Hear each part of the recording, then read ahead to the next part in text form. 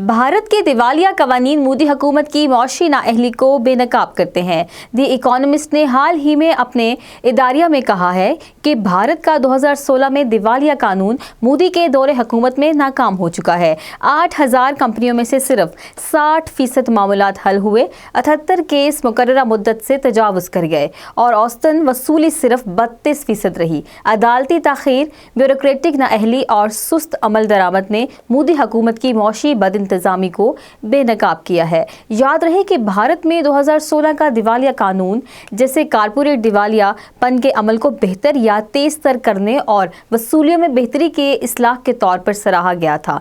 दरअसल मोदी हुकूमत की गहरी मौशी बदइंतजामी को जाहिर करता है। द इकोनॉमिस्ट के मुताबिक ये कानून अपने मकसद यानी तेज तर फैसले और ज्यादा वसूलियों में नाकाम हो चुका है। दिवालिया प्रोग्राम में शामिल 8000 कंपनियों में से सिर्फ 60% से कुछ ज्यादा हल हुए, जबकि 3/4 से ज्यादा केसेस 260 दिनों की कानूनी मुद्दत से तजावुज कर गए। यूं औसतन वसूली सिर्फ 32% रही, यानी वाजिबुल अदा रकम का महज 1/3 अदालती नाअहली बहरान में मजीद इजाफे का बाइस है।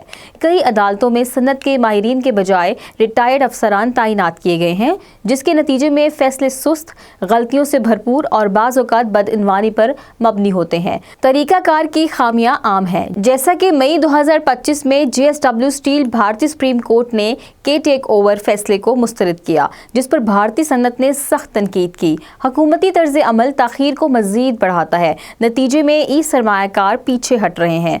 वहीं भारत की आलमी मौशी साख्त मुतासिर हो रही है।